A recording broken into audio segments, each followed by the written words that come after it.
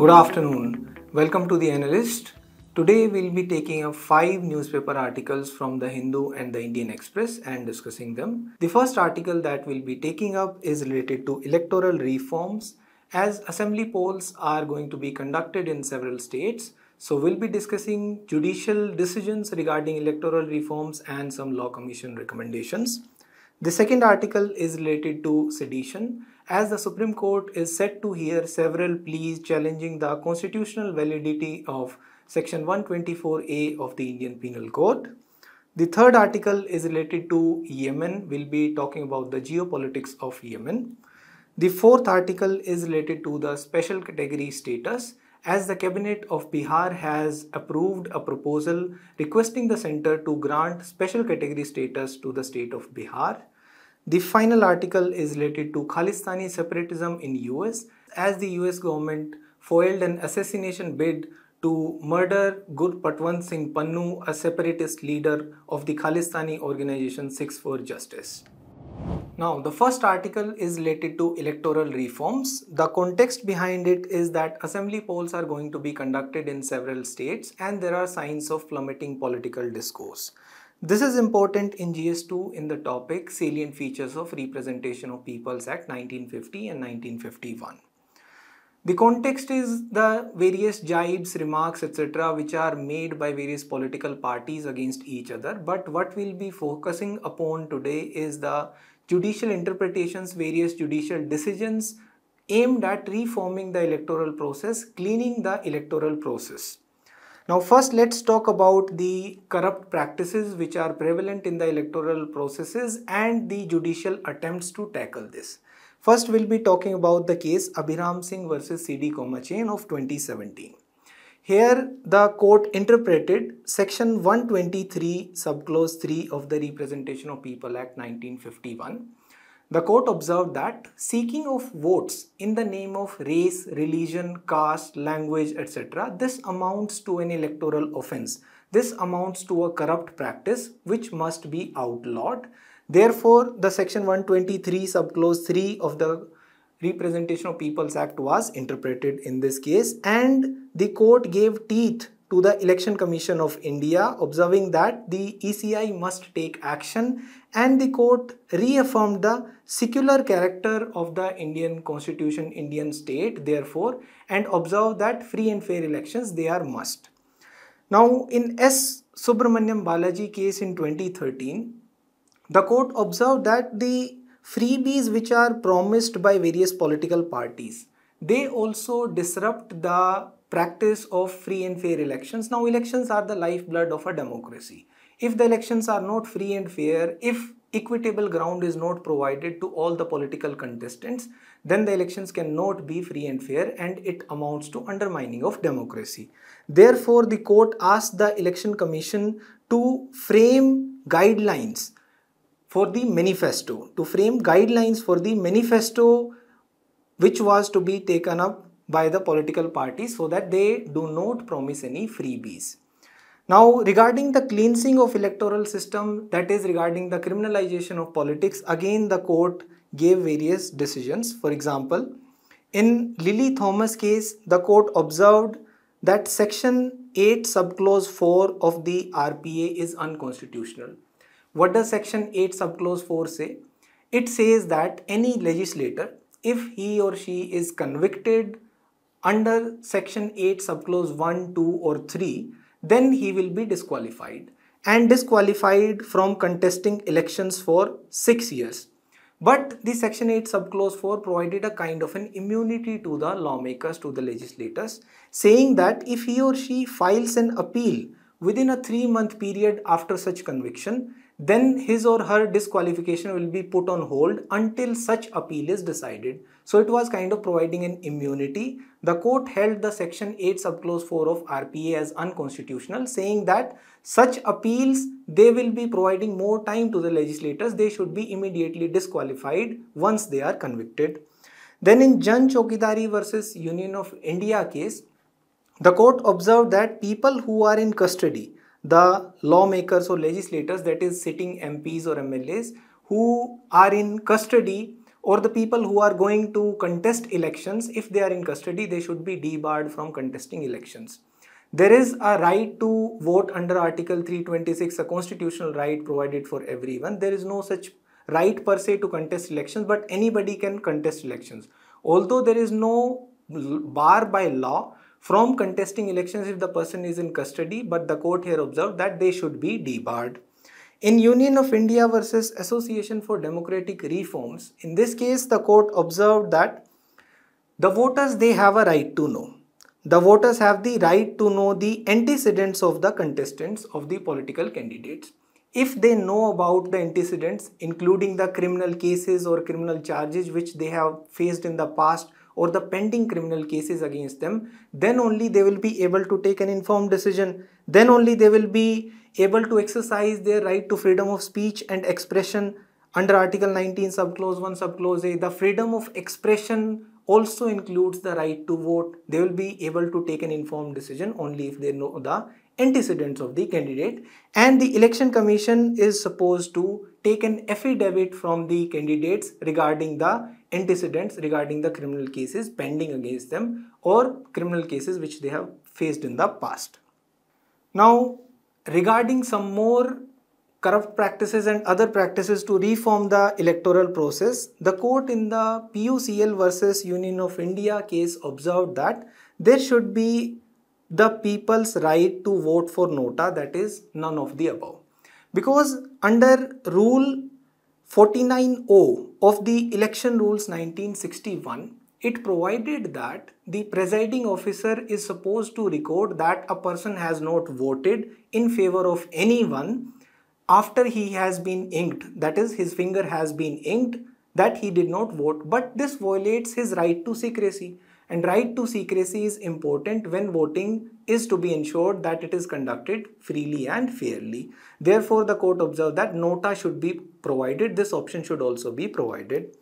Then in Subramaniam Swamy versus Election Commission of India case, the court observed that VVPAT, that is vote verified paper audit trial, that is indispensable for the conduct of elections freely and fairly.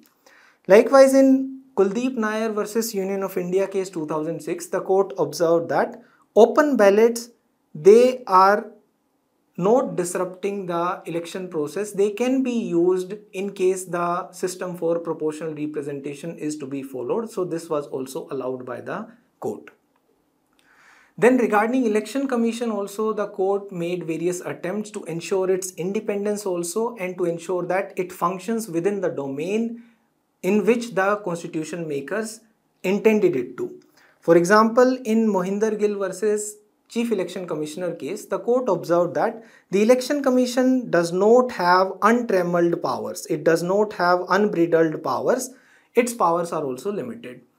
It functions only where the lawmakers have left a vacuum, only where there is a gap. For example, it makes various laws, various executive orders are passed by the Election Commission. So it has executive powers, not legislative powers per se, and they are also limited, and the court reads the powers of the Election Commission as per Article 324, because the Election Commission under Article 324 exercises plenary powers regarding the conduct of elections. Then in SS Dhanova versus Union of India case, the court observed that it should be a multi-member body, that such an important function of ensuring free and fair elections in India, that cannot be entrusted to a single individual. It has to be a multi-member body. Then in TN Session versus Union of India case, the removal of election commissioners, it has to be based upon cogent considerations.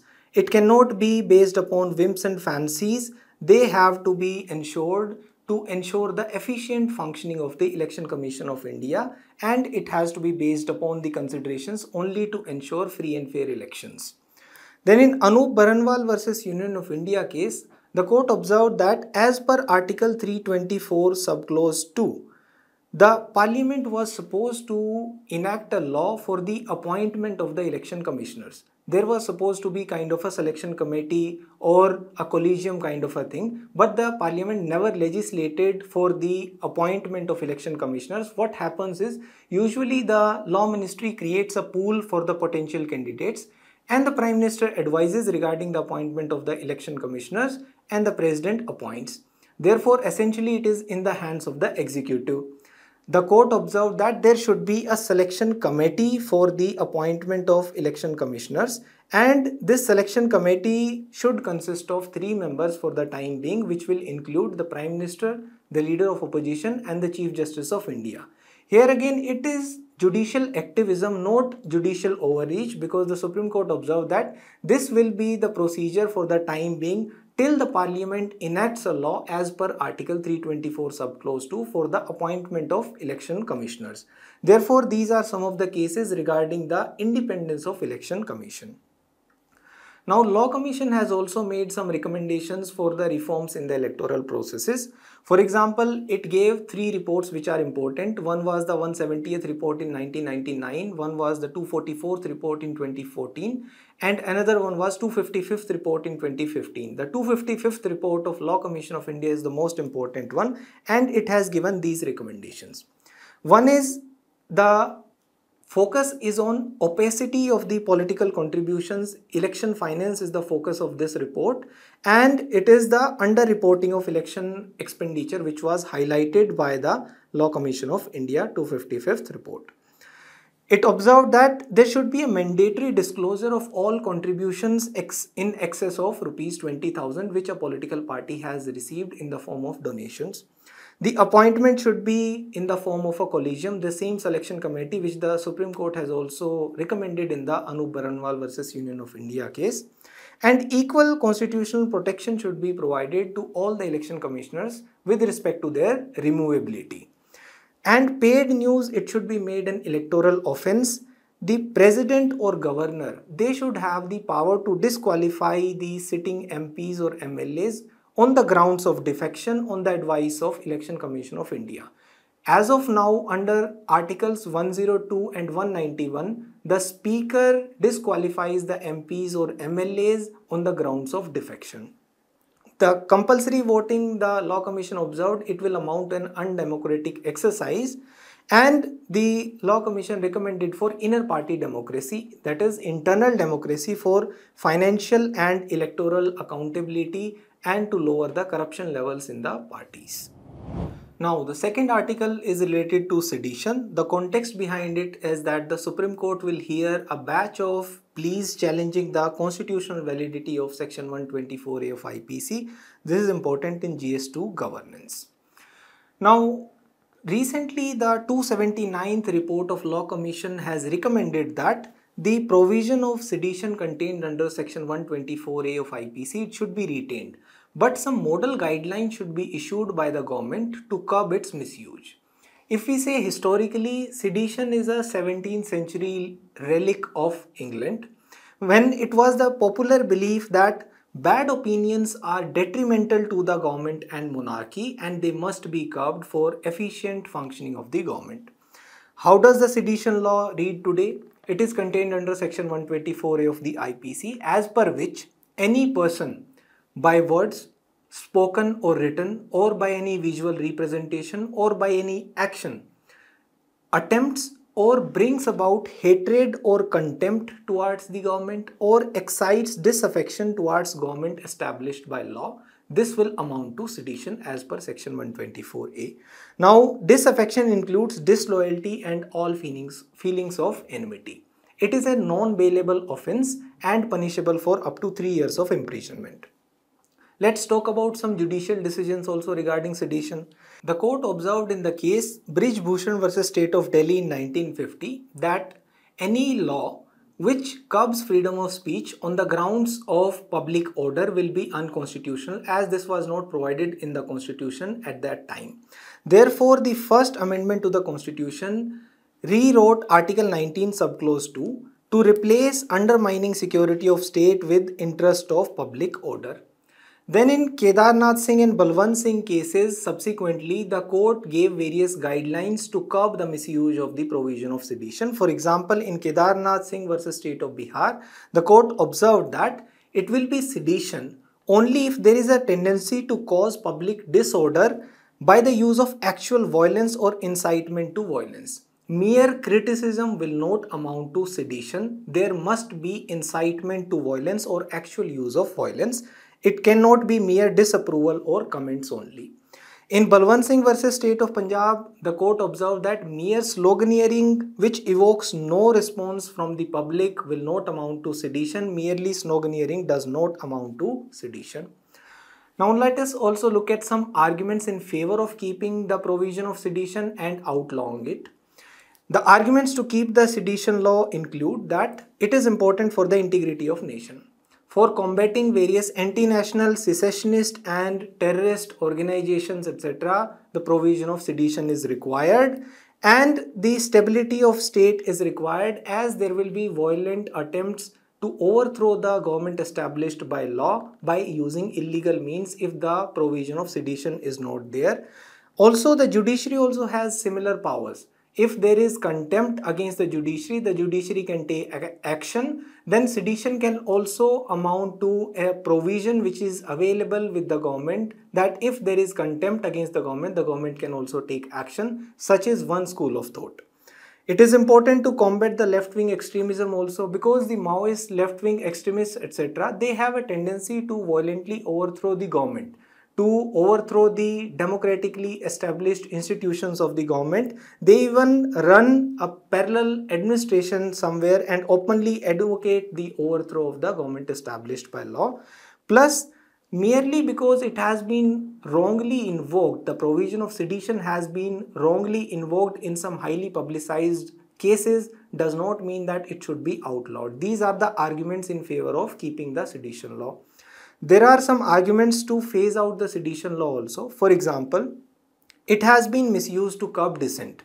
But criticism is not the same as exciting disaffection towards the government or inciting rebellion against it. And it will be like a chilling effect on the various freedoms which are contained under Article 19(1) subclause A. And there are alternates also which are available under sections 141, 146, 152, 153 of the IPC. These provisions can also be resorted to. Plus, the conviction rates are low. About 3% people only have been convicted, the people who were slapped with the sedition cases. And it is vague, the provision is vague, and it is liable to political misuse. Various activists, journalists, etc., they have also been facing sedition charges. There is impunity despite the Kedarnath guidelines, which provided that merely criticism or disapproval against the government will not amount to sedition, but still it is often misused. It is a colonial relic which was actually used to suppress the freedom fighters movement in India, and it has been abolished even in the UK also. Therefore, it is important to abolish it to maintain that international image and that credibility, as India is a party to International Covenant on Civil and Political Rights also. Now, what are the Law Commission recommendations regarding it? The Law Commission has recommended rather that the punishment can be increased from 3 to 7 years. And FIR can be registered after a preliminary inquiry. FIR is registered under section 154 of IPC, so that immediately an FIR is not recorded. And it does not violate Article 19 subclause 1 subclause A as per Law Commission, and it is a reasonable restriction because there are no absolute rights, absolute fundamental rights under Article 19 subclause 1 subclause A. Plus, the purpose of UAPA and NSA, that is different. UAPA is for unlawful activities and the NSA focuses upon the terrorism related activities. For sedition, there has to be a separate law, whereas 124A is to prevent violent, illegal and unconstitutional overthrow of a democratically elected government established by law. It is a colonial legacy, agreed, but that does not amount to a valid ground to repeal the law. Plus, it can be amended to curb its misuse. When we look at various Western democracies, there are examples where sedition has been outlawed or it is not used. For example, in Australia, it has been replaced, the word sedition has been replaced with urging violence. The word sedition is no more used. Likewise, when we look at the case of England, it has been abolished finally in 2009. And it has not been used since 1970s in England also, where it was last used against the Irish rebels in 1970s. When we look at USA, there also it was used during the wars. It was a wartime enactment, and subsequently the sedition related laws, they were allowed to lapse. So therefore there is a strong case for the abolition of sedition in India also. But we can go ahead with the Law Commission recommendations too in the conclusion part. The next article is related to Yemen. The context is that a Kerala nurse faces death penalty for killing a Yemeni citizen in 2017. But that story is of little relevance for us regarding UPSC preparation. We'll be talking about the geopolitics of Yemen. This is important in GS2, effects of policies and politics of various countries and its impact on India and Indian diaspora. Now, when we talk about the geopolitics of Yemen, we have to go a little bit into the background. Yemen has been going through a wartime period since about 8 years, civil war also. There are various factions which control the various territories in Yemen. For example, there are some rebels, that is Houthis. Houthis are Shia militias representing the Zaidi community in Yemen. They control the capital of Yemen, that is Sana'a, and the principal port Hodeidah. But there are blockades all around, both the capital and the port. Because there are blockades from the seaside also, the route from the ocean also, and even the sky route is also blockaded by the allied forces which are backed by the Saudis. Now, because of such blockades, there is a humanitarian crisis also in Yemen, because of which there is a shortage of food, etc., leading to food shortages, medicine shortages, and hunger-like situation in Yemen. Now, Saudi Arabia started taking military action since 2015 because naturally it does not want the Shia militias backed rebels in Yemen to rule over there, and because it shares a 1400-kilometer long border with Yemen. Therefore, this 8-year long war has led to finally a ceasefire, and that ceasefire has been there in place for about a year now, and finally a diplomatic delegation is also going to Yemen. This is because China brokered a deal between Saudi and Iran, and finally a diplomatic delegation is going to Yemen. This war entered into a stalemate. Per se, if we say the Houthis kind of won the war, but this led to a stalemate because there were blockades in the Houthi controlled areas and there was hunger-like situation. So finally they agreed to a 6-month truce and immediate exchange of prisoners and easing of blockade, followed by talks for a 2-year transition period. Saudi Arabia actually wants to obtain a face-saving exit from Yemen because Houthis have kind of won the war, and the Saudi-Iran accord facilitated by China has given the Saudis such an opportunity. Now, there are various challenges to this peace process, but what are the challenges? The challenges are that the Houthis, they say that the kingdom should pay the salaries to the armed forces also and the various government officials also of Yemen from the revenues of oil from Yemen. But the Saudis, they do not want to do that to their former enemies, the Houthis. And the Houthis, they demand compensation for the wartime damage also. But the Saudis, they balk at the idea of compensation, although they are willing to participate in the reconstruction activities in Yemen because there is a lot of damage also and reconstruction is required, but they do not want to pay for compensation for the war damage. Now, Houthis are also reluctant to engage with the Presidential Leadership Council. What is this Presidential Leadership Council? This is actually the group which has been put in place, which is backed by the Saudis, which is the government in Yemen, and the Houthis, they want to deal directly with the Saudis, not with the PLC, and this PLC is actually the internationally recognized Yemeni government.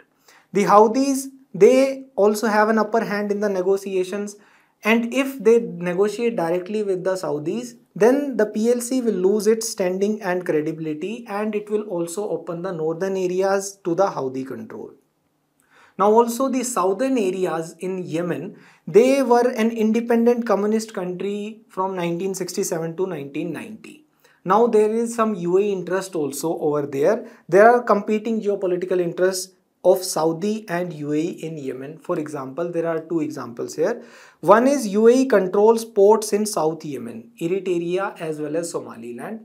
And second is they back the Southern Transitional Council in the southern provinces, its independence, whereas the Saudis want a united Yemen. Because if there is a united Yemen, then the southern provinces, for example Al Mahra, through that there can be an oil pipeline to Saudi Arabia to the Indian Ocean bypassing the Strait of Hormuz. This will give geopolitical advantage to the Saudi Arabia. Therefore, they want a united Yemen, whereas the UAEs, they want an independence to the southern provinces for the UAE of the Yemen. Then despite this Saudi-Iran bonhomie, Iran is expected to maintain ties with Houthis also and retain influence in Yemen and even consolidate its presence in the Red Sea. These are the challenges to the peace process in Yemen. Now coming on to the next article, this is related to the special category status. The context behind it is that the Bihar cabinet has passed a resolution requesting the center to immediately grant a special category status to the state of Bihar. This is important in GS2 as well as GS3 in the topics federal structure and fiscal federalism. Now, what is special category status? Let us go and understand the background of this also.